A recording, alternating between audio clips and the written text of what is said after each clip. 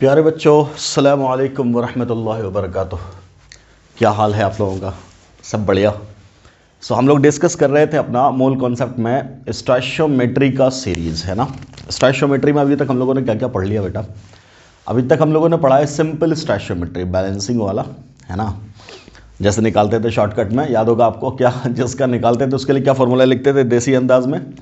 जिसका निकाल रहे उसका कोफिशिएंट ऊपर, जिससे निकाल रहे उसका कोफिशिएंट नीचे, इनटू जितने मोल से निकाल रहे थे गुना उतना मोल। ये सब किया था हम लोगों ने शुरुआत के लेक्चर में स्टोइशियोमेट्री में, जब हमें बैलेंसिंग की ज़रूरत पड़ती थी पूरा का पूरा इक्वेशन लिखने में, है ना। उसके बाद हम लोगों ने एक कॉन्सेप्ट लाया था लॉ ऑफ केमिकल इक्विवेलेंस, जहाँ से बैलेंसिंग का चक्कर हो गया था ख़त्म। वैसा ही एक और मेथड है, बहुत बेहतरीन सा मेथड, बहुत बढ़िया method, famous method, that is principle of atom conservation, है ना, POAC। ये आज हम लोग पढ़ने वाले हैं POAC के साथ। ये प्रिंसिपल क्या कहता है और इस प्रिंसिपल के इस्तेमाल से अपना स्टोइशियोमेट्री कितना आसान हो जाता है। बिल्कुल हम लोग बिल्कुल फिर जीरो लेवल से स्टार्ट करेंगे, बेसिक लेवल से स्टार्ट करेंगे, फिर इसी POAC को अप्लाई करते करते हम लोग कॉम्पैक्ट इक्वेशंस पे पहुंचेंगे।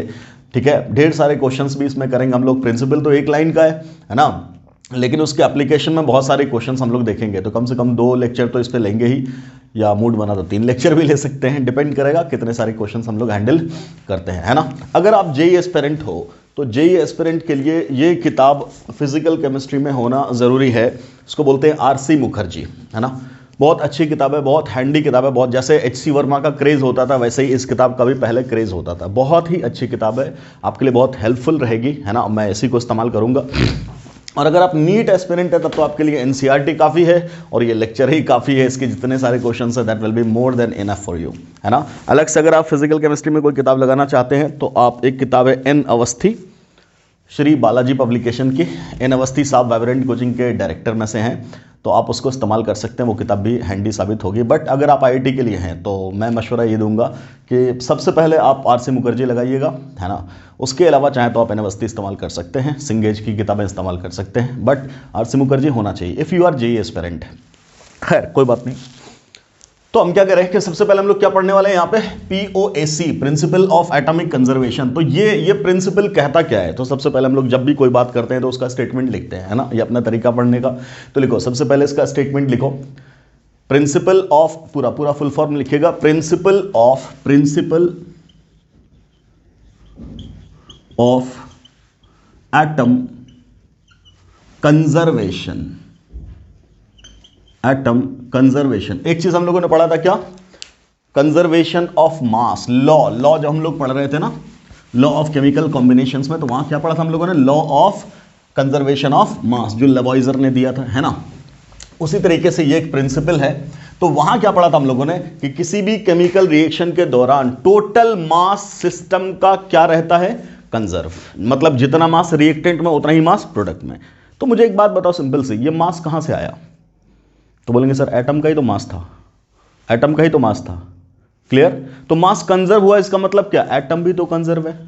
तो यही चीज आप सिंपल क्या बनकर के आया? प्रिंसिपल बनकर के आया कि किसी भी केमिकल रिएक्शन में जो नंबर ऑफ एटम्स रिएक्टेंट में थे वही नंबर ऑफ एटम प्रोडक्ट में चले जाएंगे, उसी से तो प्रोडक्ट बनेगा। मान लो अगर मैं सिंपल कह रहा हूं हाइड्रोजन, एक सिंपल सा रिएक्शन, जीरो लेवल वाला रिएक्शन, हमेशा हम यही इस्तेमाल करते हैं, हाइड्रोजन प्लस ऑक्सीजन। तो भाई साहब इससे बनता क्या है? तो इससे बनता है H2O। क्या बनता है? H2O। मुझे बता, हाइड्रोजन ना ले, ऑक्सीजन ना ले, पानी बन जाएगा?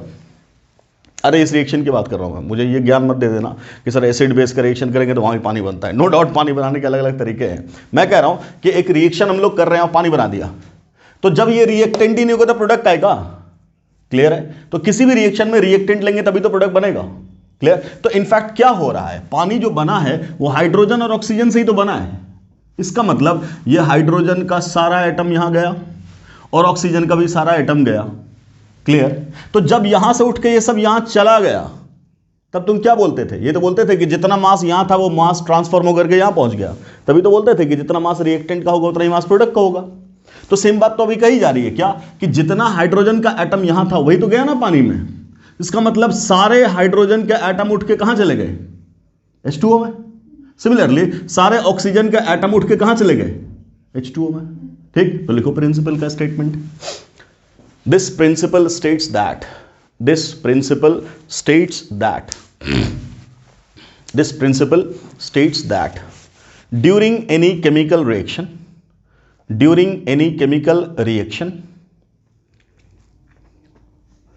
atoms of different elements always remain conserved.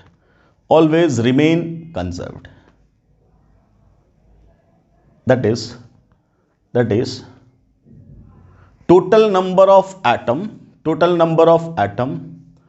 of a particular element,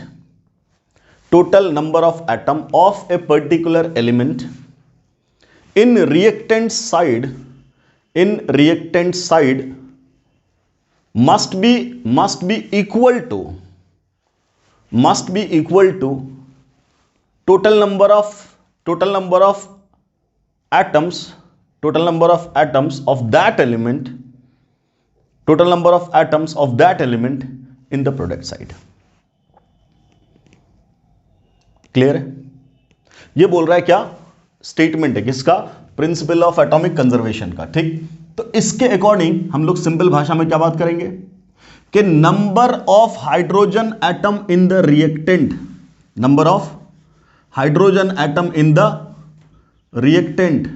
और number of hydrogen atom in the product must be same.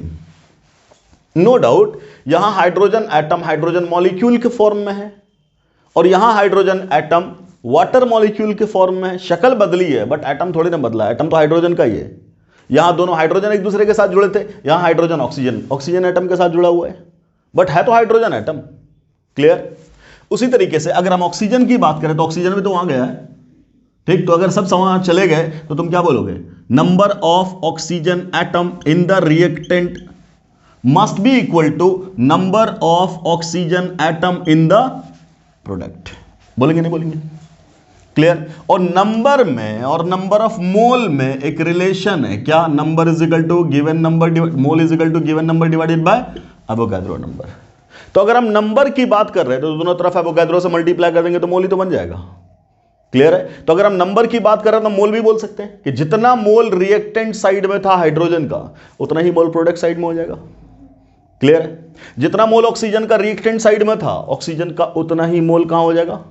Product side में होगा. अब एक और बात हम लोगों ने सीखी है पिछले लेक्चर्स में, क्या कि अगर आपको कोई मॉलिक्यूल दिया हो, है ना, तो उस मॉलिक्यूल में कितना एटम होता है किसी पर्टिकुलर एलिमेंट का, यह निकालने का एक तरीका था अपना. क्या था? बोलो, क्या तरीका था?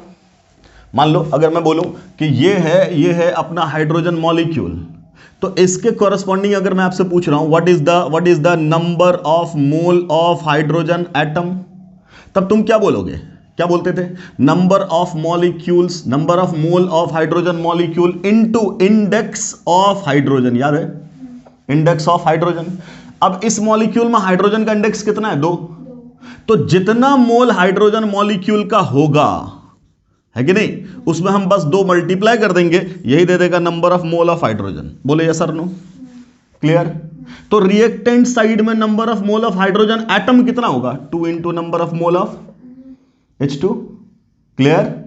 यहां बात करें व्हाट अबाउट प्रोडक्ट साइज. यहां अगर हम बात कर रहे हैं कि भाई साहब इस प्रोडक्ट में number of mole of hydrogen atom बताओ, तो फिर तुम क्या बोलोगे? क्या? इंडेक्स ऑफ हाइड्रोजन कितना है यहां? 2 बोलेंगे into number of mole of H2O molecule. H2O में ही तो इंडेक्स 2 है. क्लियर? तो प्रोडक्ट साइड में हाइड्रोजन कितना हो जाएगा? तब क्या बोलेंगे? 2 into number of mole of H2O. H2O जितना है उसका डबल. समझ में आ रही बात? क्लियर? अब इन दोनों को मिला करके ही तो law of conservation of atom बोला. लॉ ऑफ या प्रिंसिपल ऑफ एटॉमिक कंजर्वेशन क्या बोला कि हाइड्रोजन के एटम रिएक्टेंट में, ये क्या है? हाइड्रोजन के एटम रिएक्टेंट में, और ये क्या है? हाइड्रोजन का एटम प्रोडक्ट में. यही ना है? क्लियर? क्या बोला? दोनों को क्या होना चाहिए? बराबर. तो तुम क्या लिखोगे सीधा? बोलो, number of hydrogen atom in the reactant must be equal to number of mole of hydrogen atom in the product. Number of mole of hydrogen atom in the reactant must be equal to number of mole of hydrogen atom in the product. Clear? ऐसा करने से तुम इसकी value रखोगे इतना, सो क्या लिखोगे, 2 into number of mole of H2 is equal to, वहां क्या, 2 into number of moles of H2O। बोले यस सर नो। तो जब हाइड्रोजन पे प्रिंसिपल ऑफ एटॉमिक कंजर्वेशन लगाए, POAC ऑन हाइड्रोजन एटम, तो अपने पास ये इक्वेशन आया कि नहीं आया, बोलो जल्दी। आ गया, नो डाउट ये दोनों कट जाएगा 2 तो इससे क्या निकला, इससे क्या निकला अपने पास, number of moles of H2 is equal to number of moles of H2O। ये सर नो, ये चाहो तो तुम इसको बोल दो 1 प्राइम। क्लियर, दोनों तो एक ही बात है, दोनों कट गया।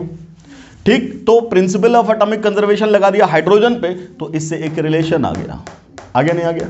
ठीक, मैं इस रिलेशन को लिख रहा हूं यहां पे, क्या, number of moles of H2 is equal to number of moles of H2O। Let this is equation number 1। Now let this is equation number 1। क्या इतनी बात समझ में आती है, पहले मुझे बताओ, इतनी बात समझ में आ रही है सबको कि नहीं आ रही है। मैंने क्या बोला, एटम निकालना है तो इंडेक्स से मल्टीप्लाई कर देंगे। तो यहां से हाइड्रोजन का एटम निकाल लिया रिएक्टेंट में, और फिर यहां इंडेक्स से मल्टीप्लाई करके निकाल लिया प्रोडक्ट में। क्लियर, तो हाइड्रोजन का एटम एक बार पानी के रेस्पेक्ट में आया, एक बार हाइड्रोजन के रेस्पेक्ट में आया, गैस के रेस्पेक्ट में। क्लियर, अब बोला प्रिंसिपल बोलता है दोनों का रिएक्टेंट और प्रोडक्ट में नंबर क्या होना चाहिए, बराबर। तो ये दोनों को बराबर कर दिया, तो इसका LHS बराबर है, तो दोनों का RHS भी बराबर होगा। यहां से हम लोगों ने एक रिलेशन निकाल लिया, number of moles of hydrogen में और number of moles of water में। ऐसे ही एक और रिलेशन हम लोग ऑक्सीजन से भी तो निकाल सकते हैं। अब हम लिख रहे हैं, लिखो आगे, applying POAC on oxygen atom now. Applying POAC on oxygen atom now. Applying POAC on oxygen atom now.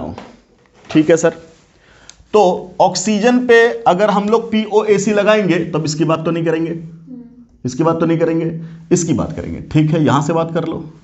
तो फिर वही बात, number of atoms of oxygen बराबर क्या, बोलना, number of atoms of oxygen बराबर क्या, इसके रेस्पेक्ट में तो बोलेंगे index of oxygen, index of oxygen into number of moles of O2। Clear है, यही तो रिएक्टेंट साइड में। तो तुम क्या बोलोगे, number of mole of oxygen in reactant side is equal to क्या बेटा, इंडेक्स कितना ऑक्सीजन का, 2 into number of moles of O2। Clear, ये बना रिएक्टेंट साइड में।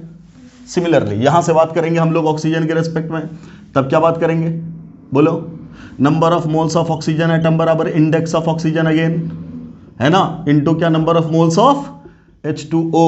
पानी में ऑक्सीजन का इंडेक्स कितना है, that is 1। So number of moles of oxygen atom in the product side will be equal to 1 into इतना, तो ये रह जाएगा number of moles into H2O, ये रह जाएगा ना। क्लियर, अब बोलो, अब क्या बोला POAC कि लेफ्ट साइड और राइट साइड बराबर होना चाहिए, तो रिएक्टेंट और प्रोडक्ट में अगर बराबर हो गया तो ये उसके बराबर हो गया। तो यहां से एक रिलेशन आया, क्या, बोलो, number of moles of H2O will be equal to 2 into number of moles of O2। आया, क्लियर है, ये आया दूसरा रिलेशन। ठीक, एक बार अप्लाई किया POAC किस पे, हाइड्रोजन पे, तो ये रिलेशन आया। दूसरी बार अप्लाई किया POAC किस पे, ऑक्सीजन पे, तो ये रिलेशन आया। क्लियर, अब ये दोनों रिलेशन आने के बाद अब क्या बात करोगे, अब जैसा भी प्रॉब्लम होगा तुम सॉल्व कर लोगे, है कि नहीं, जैसा भी क्वेश्चन देगा हम लोग बहुत आसानी से अटेम्प्ट कर लेंगे। मान लो कि मैंने इस इक्वेशन को लिखा, फिर से मिटाओ उसको, जो अपने पास रिजल्टिंग इक्वेशन आया उसको मैंने लिख दिया फिर से। ठीक है, तो इस रिएक्शन के रेस्पेक्ट में क्या बात आई अपनी, एक आया ये वाला, दूसरा आया क्या, बोलो, नंबर ऑफ मोल्स ऑफ, ये लिख दे रहा हूं मैं, ये लिख दे रहा हूं O2, है ना, इंटू 2, यही ना, इज इक्वल टू क्या, number of moles of H2O। ये तो आया, कोई तकलीफ, इसको बोला मैंने इक्वेशन नंबर 2, ये मैंने पलट के लिख दिया, कोई दिक्कत। ठीक, अब अगर ये दोनों इक्वेशन सेम है, सॉरी ये दोनों इक्वेशन है, क्लियर, क्या मैं इन दोनों इक्वेशन की मदद से कोई तीसरा इक्वेशन भी तैयार कर सकता हूं, तो आपको साफ साफ दिख रहा है क्या, इसका भी RHS बराबर और इसका भी RHS बराबर। क्लियर, तो जब दोनों का RHS बराबर तो LHS भी बराबर होगा। So number of moles of hydrogen is equal to 2 into number of moles of oxygen. बोलो बेटा, क्या ये बात समझ में आई? ये तीसरा इक्वेशन। अब ये 3 इक्वेशन मिल गया ना तुम्हें, तो अब जब भी तुमसे बोले इस रिएक्शन के बारे में कुछ कहने के लिए, तो अब तुम क्या बोलोगे? अब क्या बोलोगे? बैलेंसिंग नहीं है, कोई बात नहीं, कोई बैलेंसिंग नहीं है, कोई दिक्कत नहीं। अब बोले जो सवाल दे वो सब तुम कर दोगे, कोई दिक्कत? मोल की ही तो बात है। अब मोल हम कैसे कैसे निकालते हैं? तो मोल निकालने का 3 फॉर्मूला था। मोल निकालने का 3 फॉर्मूला था। Number of mole is equal to given mass by molar mass, number of mole is equal to given number divided by Avogadro number, number of mole is equal to given volume divided by 22.4। ये कहां? NTP पे, याद है? तो अब तुम्हें जो भी रिलेशन क्रिएट करवाए, मास में, वॉल्यूम में, नंबर में, जो बोलो सब कर लोगे। क्लियर है? मान लो आपसे बोला कि हाइड्रोजन का दिया 5.6 लीटर। बोलो भाई साहब ऑक्सीजन का कितना मास चाहिए रिएक्शन करने के लिए? लगाएंगे सीधा, पीओसी लगा चुके हैं, रिलेशन पता है किसके बीच में चाहिए, hydrogen oxygen. Relation number 3 apply करेंगे, रिलेशन नंबर 3। बोलो यस सर नो? ठीक है, अप्लाई कर दिया। तब क्या बोलोगे? From equation 3। क्या हमने बैलेंसिंग किया? नहीं बैलेंसिंग किया। सीधा देखो क्या बोलेंगे, number of moles of H2 must be equal to 2 into number of moles of O2। हो गया? ठीक है। मोल अब क्या दे रखा है? वॉल्यूम। तो फॉर्मूला कौन सा इस्तेमाल करेंगे? वॉल्यूम वाला। Given volume 5.6 divided by standard molar volume NTP पे 22.4। जब भी वॉल्यूम देगा एनटीपी की बात करेगा, नहीं दिया तो मान के चलना एनटीपी, अदरवाइज वो बोलेगा इस टेम्परेचर इस प्रेशर पे। तो जब तक टेम्परेचर प्रेशर कुछ और नहीं दिया, क्या मान के चलेंगे? एनटीपी। ओके ठीक है। तो 5.6 बाय 22.4, यहां क्या निकालना है? मोल। अब बोले, इसने बोला मास, तो अब फॉर्मूला किसके रेस्पेक्ट में बोलेंगे? मास के। तो मास ही तो निकालना है। ऑक्सीजन का मोलर मास कितना होता? 32। पुट कर दिया वैल्यू। ठीक, इसको डिवाइड करेंगे तो कितना आया? 4। कितना है? 1/4। उसको डिवाइड करेंगे तब कितना है? 1/16। सो मास कितना गया बेटा? ऊपर 16 नीचे 4, आंसर 4 ग्राम। क्लियर है? ऐसे सॉल्व कर लिया। इसी को हम लोग स्टोइचियोमेट्री से भी सॉल्व कर सकते थे ना। अब देखो स्टोइचियोमेट्री से भी यही आंसर आएगा। उसके लिए क्या करना पड़ेगा? बैलेंस। तो यहां क्या लगाना है? 2, और यहां क्या लगाना है? 2। बैलेंस हो गया। 5.6 लीटर का मतलब क्या? 1/4 मोल। 1/4 मोल। अब बैलेंसिंग करते थे, बैलेंसिंग के बाद अप्लाई करते थे मेथड। इसकी बात की तो इसका मोल निकालना है, इसका मोल निकालना है। तो जिसका मोल निकालना था उसका कोएफिशिएंट ऊपर, जिससे निकालते थे उसका कोएफिशिएंट नीचे, और जितने से निकालते थे उसको कर देते थे मल्टीप्लाई। कर दिया। वैल्यू क्या आया? मोल कितना है ऑक्सीजन का? 1/8। ये क्या है? मोल। अब पूछा उसने मास, तो यही मोलर मास से मल्टीप्लाई कर देंगे। मोलर मास कितना बेटा? 32। किसका? ऑक्सीजन का। कितना? 32। कोई दिक्कत? मल्टीप्लाई कर दिया, कितना आंसर आया? 4। आया कि नहीं आया? तो सर अभी तो ये तो आसान लग रहा था, अभी सिंपल है तो आसान लग रहा है ये वाला। जब कॉम्प्लिकेटेड आ जाएगा तो यह बैलेंस ही नहीं कर पाओगे तुम। जब बैलेंस ही नहीं कर पाओगे तो इस मेथड से निकाल कहां पाओगे? तो सिंपल में तो तुम ये वाला सॉल्व करो, कोई दिक्कत नहीं। बट हम तो तरीका सीख रहे हैं ना, हम सिंपल से ही ना सिखाएंगे। टिपिकल से लगा देंगे तो कुछ समझ में ही नहीं आएगा। ठीक, अभी तरीका समझना है। क्लियर? कि पीओएसी लगा करके इक्वेशन बनाना है, और जब इक्वेशन आ जाएगा तो फिर कैसा भी प्रॉब्लम हो हम लोग सॉल्व कर सकते हैं। कोई दिक्कत? कोई प्रॉब्लम? ओके, अगला सवाल लो। एक अगले टाइप का एक क्वेश्चन, वहां पीओएसी लगाएंगे। लिखो सवाल। How many gram of nitrogen is required to completely react with? How many gram of nitrogen is required to completely react with 11.2 liter of hydrogen at NTP? 11.2 liter of hydrogen at NTP.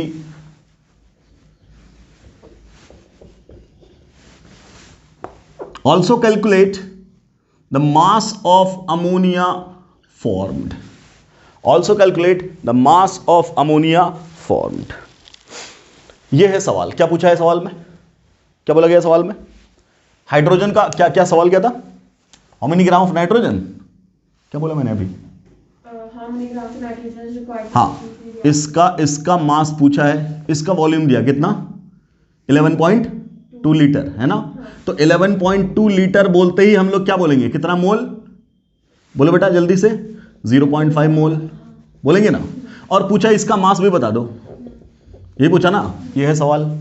तो या तो इसको balancing से solve कर सकते हैं या हम लगा देंगे POAC। अब आराम से पहला applying POAC on nitrogen atom. आराम से, अब आराम से देखना, आराम से, नाइट्रोजन पे POAC लगा रहे, इसका मतलब नाइट्रोजन इधर जितना उधर भी उतना ही होगा, ठीक है। Number of moles of nitrogen atom in the reactant side, क्या लिखोगे, रिएक्टेंट साइड में किसके रेस्पेक्ट में है, N2 के रेस्पेक्ट में, तो बोलेंगे number of moles of N2 बोलेंगे। हमें चाहिए एटम, तो इंडेक्स कितना है इसका, 2, तो 2 से हो गया मल्टीप्लाई, बोलो यस और no, clear. Number of moles of nitrogen atom in the product side बराबर number of moles of NH3 के रेस्पेक्ट में, वहां इंडेक्स ऑफ नाइट्रोजन कितना है, 1, कोई दिक्कत, कोई दिक्कत। अब ये दोनों क्या होना चाहिए, बराबर, तो LHS बराबर है तो RHS क्या हो जाएगा, बराबर। इसका मतलब पहला इक्वेशन क्या आया, number of moles of NH3 must be equal to 2 into number of moles of N2 taken, बोलो यस और नो, बोलो number of moles of NH3 formed is equal to 2 into number of moles of nitrogen taken. Any doubt, ठीक, किस पे लगा दिया, nitrogen atom पे, ठीक। यही काम अब हम लोग कर रहे हैं POAC ऑन हाइड्रोजन एटम। बोलो बेटा क्या बोलेंगे, हाइड्रोजन एटम लेफ्ट में, तब क्या बोलेंगे, number of moles of hydrogen atom in the reactant side क्या है, बोलना क्या है, 2 है index into number of moles of H2, number of moles of hydrogen atom in the product side, तब क्या बोलेंगे, तब क्या बोलेंगे, कितना index, 3 into number of moles of NH3, बोल दिया, ओके। ये दोनों क्या होना चाहिए, बराबर, क्या होना चाहिए, बराबर, तो ये दोनों भी क्या होना चाहिए, बराबर। किसी को किसी के रिस्पेक्ट में तुम इंडिपेंडेंट कर लो, अगर ये दोनों बराबर हैं तो सिर्फ इतने की वैल्यू निकालना, तो 2 से डिवाइड हो जाएगा, है कि नहीं। तब तुम क्या बोलोगे कि साहब अगर मैं निकालना चाह रहा हूं क्या, number of moles of H2, clear, तो बराबर क्या हुआ, बोलो, या और आसानी के लिए मैं काम करना हूं, क्या करना चाह रहा हूं, क्या, चलो मैं लिख रहा हूं ऐसे, क्या लिख रहा हूं ऐसे कि 2 into number of moles of H2 is equal to क्या, 3 into number of moles of NH3 लिखेंगे। अब मैं क्या कर रहा हूं, मुझे पहले ऊपर दिख गया, क्या दिख गया कि NH3 फ्री है ना, फ्री किससे, कोफिशिएंट से, तो अगर मैं इसको फ्री कर लूं तो ये भी बराबर दे देगा। तो अगर मैं इसको लिख सकता हूं ऐसे क्या, 2/3 into number of moles of hydrogen is equal to number of moles of NH3 आ जाएगा। अब इसको हम बना दे रहे इक्वेशन नंबर 2, ठीक। तो अब यहां क्या लिख दे रहा हूं मैं, number of moles of NH3 is equal to 2/3 into number of moles of, बोलो H2। क्या ये दूसरा इक्वेशन आ गया। अब जो 2 इक्वेशन आ गए तुम्हारे पास, और 2 इक्वेशन में LHS को मैंने कर दिया बराबर, तो क्या तुम तीसरा इक्वेशन खुद से नहीं लिख लोगे, क्या लिख लोगे, ये दोनों बराबर थे, ये दोनों भी बराबर है, और जब इन दोनों को बराबर करेंगे तो 2 न्यूमरेटर कट जाएगा, क्लियर। तो number of moles of N2 कितना बचेगा बेटा, it will be simply 1/3 into number of moles of, मैंने डायरेक्ट कर दिया, जरा चेक कर लेना आप, हो जाएगा, क्लियर है। अब ये 3 इक्वेशन निकल गए। पहला काम अपना क्या करना है, जितने इक्वेशन तुम निकाल सकते हो वो निकाल लो, ठीक। एक बार जब रिलेशन डेवलप हो गया तो अब जैसा सवाल वो दे तुम उसको बहुत आराम से सॉल्व कर सकते हो, क्लियर, ओके। अब उसने बोला है ये सवाल, ठीक, जिसका जिससे रिलेशन चाहो निकाल लो, मिटा दो इसको, ठीक। अब हम इस सवाल पे आते हैं, क्या बोला उसने,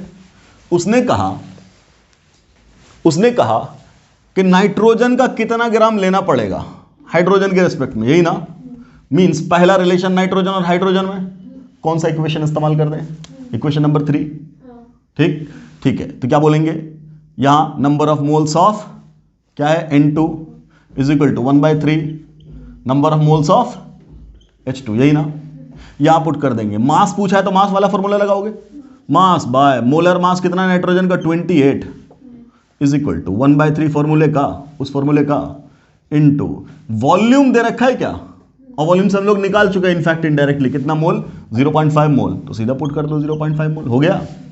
क्या पूछा, मास बराबर कितना बोलो बेटा, ऊपर कितना 0.5, ठीक, अपॉन कितना 3 इंटू कितना 28, इसको मल्टीप्लाई कर दोगे तो 14 आ जाएगा।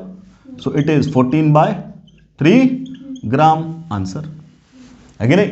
इसकी कितनी इसका कितना मास लेना पड़ेगा 14/3 ग्राम। आ गया आंसर। अगला सवाल क्या है, ये तो पूछा, अब तुम इन दोनों को बना दो, इन दोनों को बना दो, सबसे आंसर आना है ना। चलो पहले हम इन दोनों को ट्राई कर रहे हैं, नाइट्रोजन और अमोनिया। क्लियर। तो अब बोलो नाइट्रोजन अमोनिया वाला रिलेशन कौन सा है, ऊपर वाला। So number of moles of NH3 is equal to 2 into number of moles of nitrogen, यही ना। तो अमोनिया का मोल तो क्या बोलेंगे, मास बाय मोलर मास। मास निकाल चुके हो अभी तुम, निकाले थे क्या, नहीं निकाले थे, हाँ अमोनिया तो निकालना है, ठीक। सो उसका मास क्या रखेंगे W, मोलर मास क्या 17, okay, 2 into number of moles of nitrogen निकालेंगे ना, और नाइट्रोजन का क्या निकाले बैठे हो, मास, तो क्या रख दोगे ऊपर, बोलो 14/3। अब मोलर मास कितना 28, यही ना, इससे डिवाइड कर दिया तो 2, और ये दोनों कट गया तो कितना हो गया 1/3, कितना आ गया 1/3। तो ये 17 ऊपर जाएगा तो W बराबर कितना है बेटा 17/3 क्या ग्राम आया ना। तो इसका मास कितना बनेगा 17/3 ग्राम आंसर। क्लियर। अब मैंने बोला हम दोनों से कर सकते हैं। अभी हमने कौन सा लगाया हुआ, अमोनिया और नाइट्रोजन वाला, एक और तो है अमोनिया और हाइड्रोजन वाला। अब मैं कह रहा हूं अगर मैंने हाइड्रोजन के रिस्पेक्ट में निकाला तब भी आंसर यही आना चाहिए, जरूर निकालेंगे ताकि अपना कॉन्फिडेंस बढ़े कि हाँ हम सही चीज पढ़ रहे हैं। क्लियर, ठीक है, लगा दो। अभी निकाले किससे, नाइट्रोजन से। अब हाइड्रोजन से, हाइड्रोजन वाला कौन सा है, ये वाला। तो क्या बोलेंगे, number of moles of ammonia is equal to 2/3 into number of moles of hydrogen. ठीक, फिर वही बोलेंगे mass by molar mass, molar mass 17 is equal to फॉर्मूले का 2/3 इंटू हाइड्रोजन के लिए बात करेंगे तो हाइड्रोजन का मोल कैसे निकालोगे, पहले निकाल के रखे हो तुम, कितना 0.5 है ना। 0.5 का मतलब 1/2 बोल दो तो 2 खत्म। यहां कितना हो गया 1/3 और ये 17 गया ऊपर। सो मास इज इक्वल टू कितना 17 यहां से भी यही और यहां से भी यही, चेक कर लो। क्लियर। क्या हमने इस रिएक्शन को सॉल्व करने में, इस क्वेश्चन को सॉल्व करने में इक्वेशन को बैलेंस किया नहीं। इसका मतलब क्या है, POAC की मदद से without balancing the chemical equation we can have answer. Clear, note करो, कर लिया, ओके। अगला सवाल लिखो।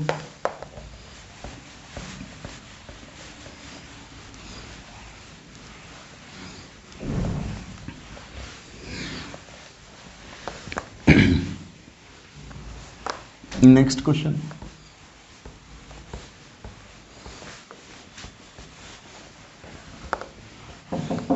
हाँ आ रहे, देखिए how many gram of calcium, बिल्कुल सिंपल सवाल कर रहे हैं। पहले लेक्चर में हम लोग आगे बढ़ाएंगे टिपिकल सवाल। How many gram of calcium is required to react with 160 gram of oxygen, ठीक, completely, and also calculate mass of calcium oxide formed। क्या पूछा है, इसका मास बताइए कितना ग्राम और इसका भी मास बता दीजिए। ओके, यही तो सवाल है, ठीक। हम क्या करेंगे, रिएक्शन को बैलेंस नहीं कर रहे हैं। क्या ये रिएक्शन बैलेंस है, नहीं है, हम नहीं कर रहे बैलेंस। क्या लगा देंगे, POAC, ठीक। Applying POAC on calcium atom, ठीक है। क्या बोलोगे तुम, सीधा बोलो, number of moles of calcium atom in reactant side. ये तो सीधा ये तो है कि नहीं। ये तो बोलोगे सीधा क्या, number of moles of calcium ही तो लेंगे, कुछ और तो है ही नहीं। Okay, number of moles of calcium atom in product side, तब क्या बोलेंगे उसके टर्म्स में, कितना है उसका इंडेक्स 1, तो 1 इंटू तो सेम रह जाएगा number of moles of calcium oxide, यही ना। अब ये दोनों बराबर, तो इसका मतलब यहां से एक नया इक्वेशन बना, क्या बना, number of moles of calcium is equal to number of moles of calcium oxide, पहला इक्वेशन। यही POAC हम लगा देंगे किस पे, सेम POAC हम लगा सकते हैं दूसरे एटम पे, मान लो ऑक्सीजन पे लगा दिया, POAC ऑन ऑक्सीजन एटम, है ना। तो रिएक्टेंट साइड में कितना, number of moles of oxygen atom in reactant side, क्या बोलोगे, बोलो क्या बोलोगे, 2 into number of moles of O2 बोलोगे, और ये number of moles of oxygen atom in product side, तब क्या बोलोगे 1, सो 1 इंटू 1 मतलब 1 इंटू वो तो सेम रह जाएगा, 1 into number of moles of CaO, यही ना, इतना ही रह देंगे। ये दोनों क्या होना चाहिए सेम, तो इन दोनों में फिर रिलेशन आया, क्लियर, कोई दिक्कत। अब क्या रिलेशन आया, 2 into number of moles of oxygen gas is equal to number of moles of calcium oxide, बोलो फिर ये दो इक्वेशन आया, और इन दोनों में RHS क्या है बराबर, तो इन दोनों की मदद से फिर तीसरा इक्वेशन लिख सकते हैं, number of moles of calcium is equal to 2 into number of moles of oxygen, बोले लिख सकते कि नहीं, यही 3 रिलेशन तो आ सकता है। अब जो ये 3 रिलेशन आ गया तो अब तुम्हारा सवाल जैसा भी हो सब सॉल्व होगा, क्लियर। अब बोलो क्वेश्चन क्या बोला, क्वेश्चन क्या बोला कि कैल्शियम का मास निकालो, किसके रेस्पेक्ट में, ऑक्सीजन के, है ना। तो ऑक्सीजन का मास कितना दिया हुआ है 160 ग्राम, तो तुम यही मोल निकाल लोगे, 160 डिवाइडेड बाय 32 कितना आया 5 मोल, क्लियर, जहां जरूरत पड़ेगी मोल में रख देंगे, ठीक है। तो पहला इन दोनों का रिलेशन, ठीक, कैल्शियम ऑक्सीजन कहां है, कैल्शियम और ऑक्सीजन ये वाला ना, ठीक। तो क्या रखोगे, number of moles of calcium is equal to 2 into number of moles of oxygen, clear. इसका मास बाय मोलर मास कितना 40, ये ना, is equal to 2 into number of mole oxygen का, निकाल के बैठे हो कितना 5, मल्टीप्लाई कर दी कितना हो गया 10 हो गया, और ये उधर चला जाएगा तो कितना हो गया, यहां से बोलो, बोलो मास ऑफ कैल्शियम बराबर कितना 40 इंटू 10 कितना 400 ग्राम, यही आंसर आ गया, कितना 400 ग्राम, खत्म, कोई तकलीफ। अगला क्या बोला, कैल्शियम ऑक्साइड की बात करो, जिससे मर्जी उससे कर लो, चाहे तुम ये निकाल के बैठे हो इससे कर लो या इससे कर लो, ठीक। मान लो हमने इन दोनों का रिलेशन बना दिया, ऑक्सीजन और कैल्शियम ऑक्साइड है कहीं, यहां है, तुम इससे निकालते तो ये वाला करते, जिससे करोगे सब सेम आएगा, अब तो कर दिया ना प्रूफ सेम आएगा, ठीक। चलो इससे कर रहे हैं, तब इससे करेंगे तो फॉर्मूले का डायरेक्ट में बिठा रहा हूं, फॉर्मूले का 2 into number of moles of oxygen निकाल के बैठे हैं 5 इज इक्वल टू, इसका लिखना है तो इसका मास बाय मोलर मास 56, यही ना, ठीक। ये है कितना 10 और मल्टीप्लाई हो जाएगा 56 से, तो हो जाएगा mass of calcium oxide which is equal to 560 gram, answer कितना मास हो गया 560 gram. Without balancing we have solved all of these 3 problems, clear, समझ में आया, बिल्कुल सिंपल क्वेश्चन किया है, कोई ज्यादा टिपिकल काम नहीं किया है, ठीक।